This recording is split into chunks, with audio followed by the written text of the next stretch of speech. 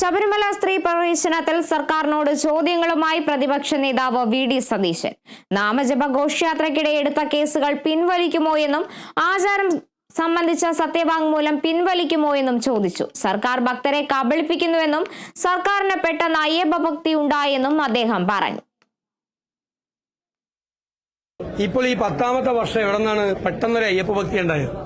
ശബരിമലയിൽ ആചാര ലംഘനത്തിന് അനുകൂലമായ സത്യവാങ്മൂലമാണ് സർക്കാർ കൊടുത്തിരിക്കുന്നത്. ആ സത്യവാങ്മൂലം തിരുത്താൻ സർക്കാർ തയ്യാറാവും.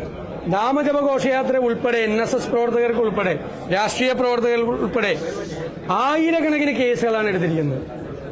ആ കേസുകൾ പിൻവലിക്കാമെന്ന് ഉറപ്പ് നൽകിയതാൽ ഒറ്റ കേസും പിൻവലിച്ചിട്ടില്ല. ആ കേസുകൾ പിൻവലിച്ച ആത്മാർത്ഥത തെളിയിക്കാമോ സർക്കാർ? 9 വർഷം ചെറുവിരൽ അനക്കിയില്ല ശബരിമലയുടെ വികസനത്തിന് വേണ്ടി.